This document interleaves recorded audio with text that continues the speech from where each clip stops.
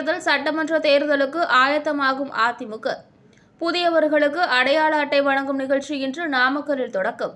நாமக்கல் மாவட்டம் குமாரபாளையம் சட்டமன்ற தொகுதி ஆலம்பாளையம் பேரூர் கழகம் சார்பாக அதிமுக புதிய உறுப்பினர் அட்டை வழங்கும் நிகழ்ச்சி மற்றும் ஆலோசனை கூட்டம் ஆலம்பாளையம், காவிரி RS, ஒட்டமத்தை பகுதிகளில் நடைபெற்றது. இந்நிகழ்ச்சிக்கு குமாரபாளையம் தொகுதி சட்டமன்ற உறுப்பினருமான பி. தங்கமணி கலந்து கொண்டு புதிய உறுப்பினர்களுக்கான அட்டை வழங்கி கட்சி உறுப்பினர்களுக்கு 2026 தேர்தலை எப்படி எதிர்கொள்ள வேண்டும் என்று ஆலோசனை கூட்டத்தில் பேசினார்.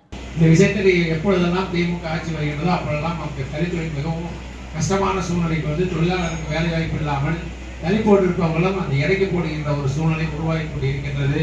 கடந்த 3-4 ஆண்டு காலமாக நாங்கள் சட்டமன்றத்திலே இது பற்றி குரல் கொடுத்த போது கூட அவர்கள் அதை செவிமடிக்க மறுத்து விட்டார்கள்.